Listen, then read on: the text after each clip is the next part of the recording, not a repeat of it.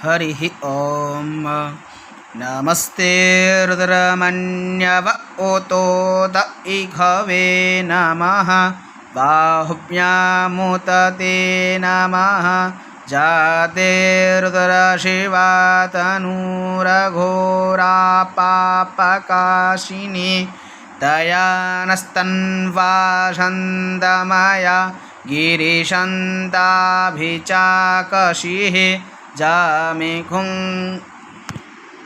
गिरिशन्ताहस्ते विवर्खस्तवे शिवाङ्गिरित्राताङ्गुरुमाहिगुंसीः पुरुघं जगद शिवेन वचसा त्वा गिरिशाच्छाबदामसि जथानः सर्वमि जगदयक्ष्मगुं सुमना असत अद्यवोचदधिवक्ता प्रथमो देव्योऽभिकक अहिंश्च सर्वाञ्जं भयं सर्वाश्च जातु धान्यो धराजीः परासुवा अजोजस्ताम्र अरुण उत बभ्रुः सुमङ्गलः जे चैन रुद्रा अभितो दिक्षुश्रिताः सहस्रशो वैखा गुहेड इमहे असोजोऽब्बसर्पदिनी लग्रीवो विलोहितः उतैनङ्गोपा अदृषणन्नुदाहार्जः सदृष्टो मृडयातिनः नमोऽस्तु नीलग्रीवाय सहस्राक्षाय मीढुखे अथोजे अस्य सतवानो हन्तेभ्यो करन्नमः प्रमुञ्च धन्वनस्तमुभयोराग्न्योर्जम्मा जाश्च ते हस्त इखवः पराता भगवो बप विजयं धनुः कपर्दिनो विशल्यो बाणवा उत अनेशन्नस्य ज इखव आभुरस्य निघङ्गदिः जातेः धर्मे दृष्टमहस्ते बभूवते धनुः तयास्मान् विश्वस्तमयक्ष्मया परिभुज परिते धन्वनो हेतिरस्मान् वृणक्तुभ्रवतः अधोज इक्षुधस्तवारे अस्मन्निधेहितम् आवात्याधनष्ट्वगु सहस्राक्षाशते खुदे निर्षिज्यशल्याणां मुखा शिवो नः सुमना भव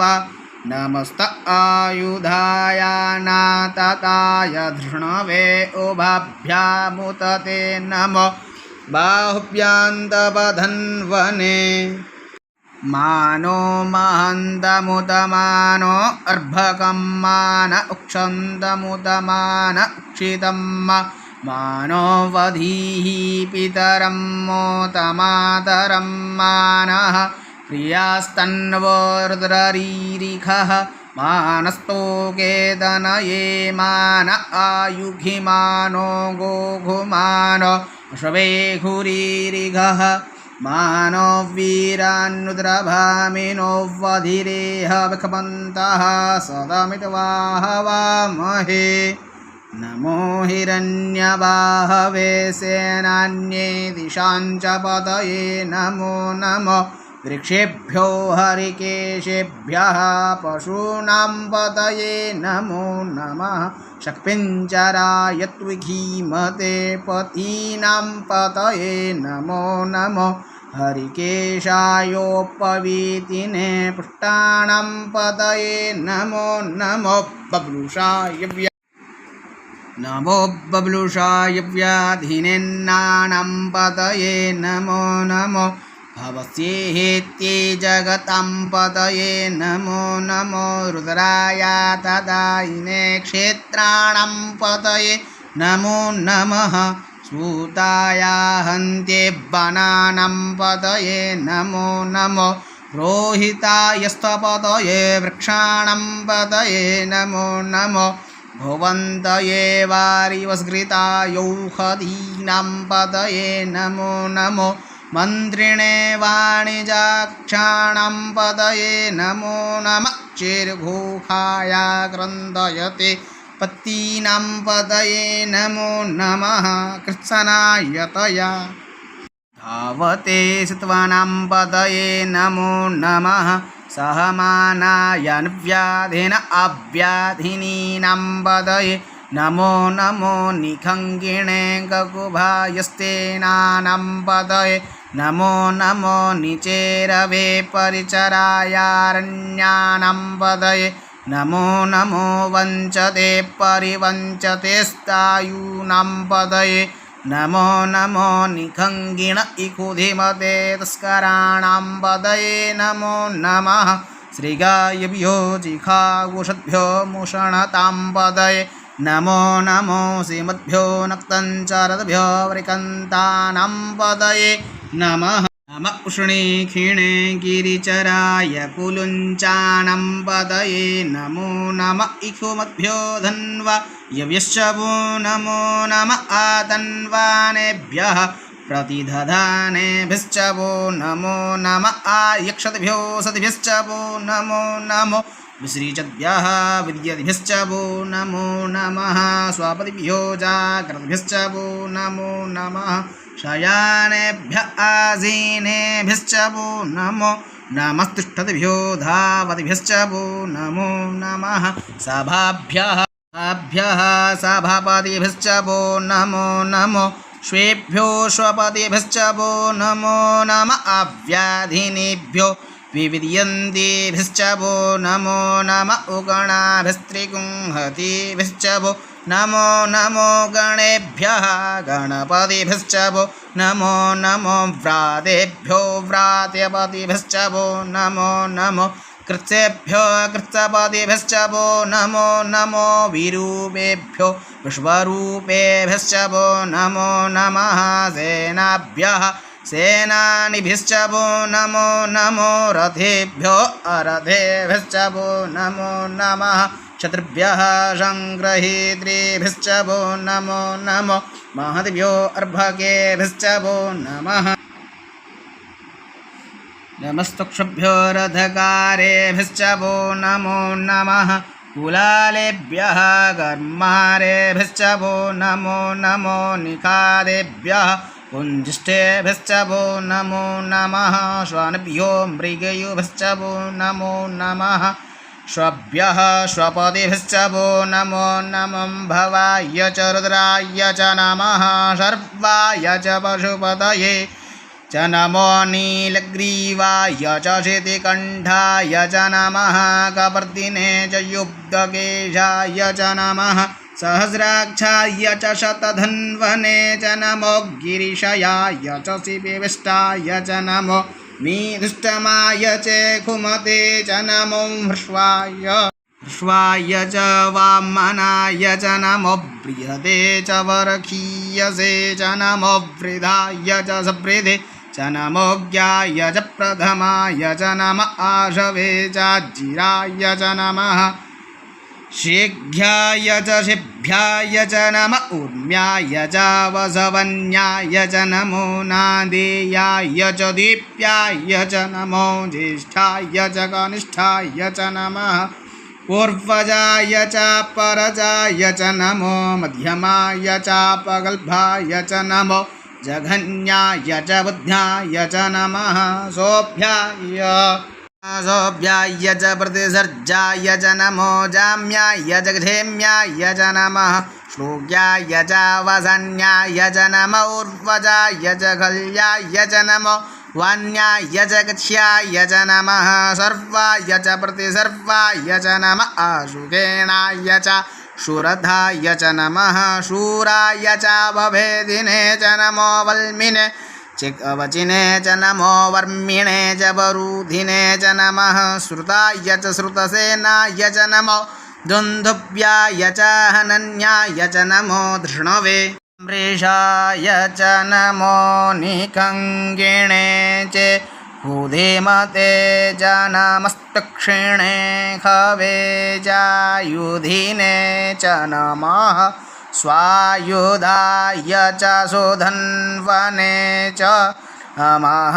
श्रुत्याय च पथ्याय च नमः कात्याय च नीप्याय च नमः कुल्याय च सरस्याय च नमो नादेयाय च वैशन्दाय च नमः कूप्याय च वत्याय च नमो विध्रयाय च तप्याय च नमो मेघ्याय च विधुत्याय च नमो वृह्याय च नमो वात्याय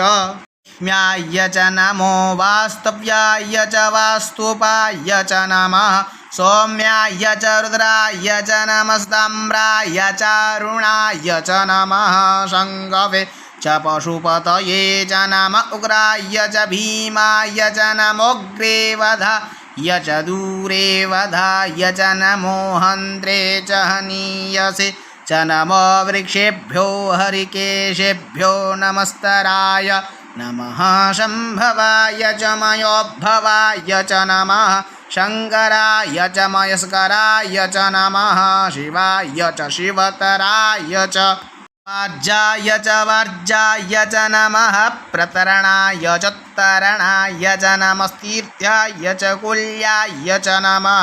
शक्याय च भेन्याय च नमः सिकत्याय च नमः सिकत्याय च नमः प्रवाजाय च नमः किकुंशिलाय च क्षयणाय च नमः कपर्दिने च पुलस्तये च नम हिरण्याय च प्रपद्याय च नमो वृज्याय च गोष्ठ्याय च नम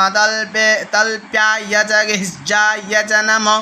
हृदयाय च निवेह्याय च नमः कात्याय च गवरेष्ठाय च नमः शुक्याय च हरत्याय नमः शुक्याय च हृदयाय च नमः पागुसव्याय च रजस्याय च नमो लोप्याय चोलप्याय च नम ऊर्ध्व्याय च सौर्व्याय च नमः पर्णाय च पर्णशदाय च नम उद्गुरुमाणाय च विघ्नते च नम आखिदते च प्रखिदते च नम इकुकृद्भ्यो धनुष्कृद्भ्यश्च वो नमो नमो वः किरीकेभ्यो देवानागुहृदयेभ्यो नमो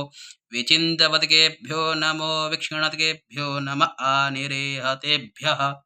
अवे अन्धसस्पते दरिद्रनीललोहित आसां प्रजानां मेघां पशूनां माभेर्मारुङ्मौजनः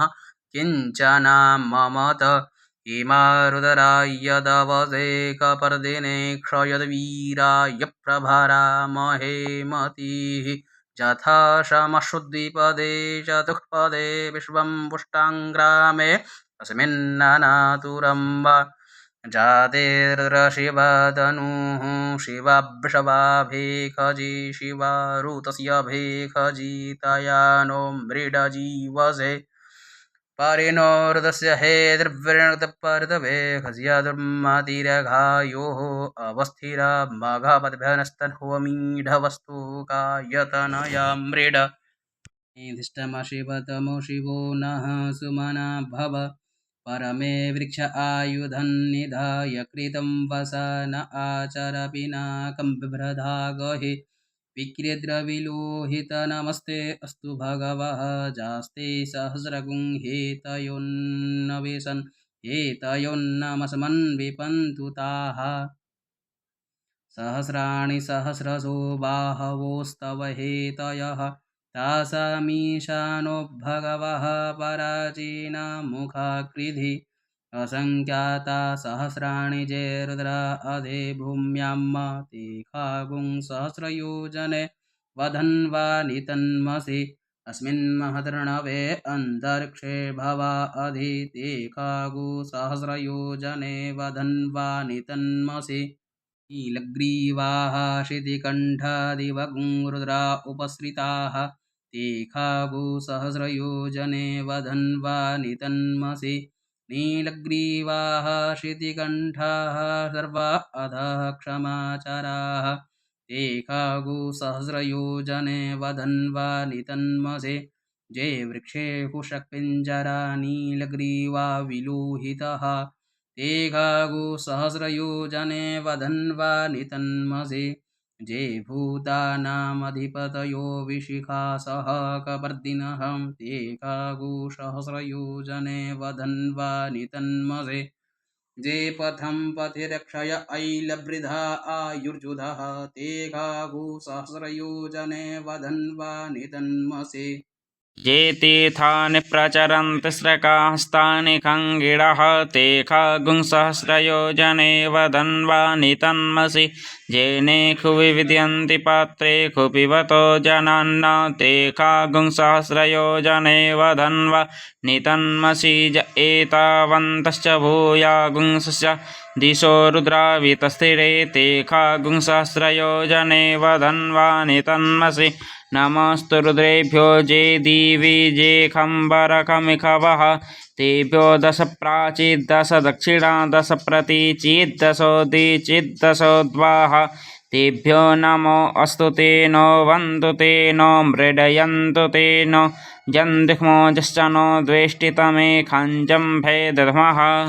रुद्रेभ्यो जे अन्तरिक्षे खाम्बात इखवः तेभ्यो दश प्राचिर्दश दक्षिणा दश प्रतीचिर्दशोदीचिर्दशोर्ध्वाः तेभ्यो नमो अस्तु ते नो वन्तु ते नो मृडयन्तु ते जन्धुमो दश्च नो दुष्टितमे काञ्जम्भे दद्मः नमस्तु रुद्रभ्यो जे पृथिव्यं जे कामन्मिकवः तेभ्यो दश प्राचिर्दश दक्षिणा दश प्रतीचिर्दशोदीचिर्दशोर्ध्वाः तेभ्यो नमो अस्तु ते नो वन्तु ते नो मृडयन्तु ते जन्धुमो दश्च नो दुष्टितमे काञ्जम्भे दद्मः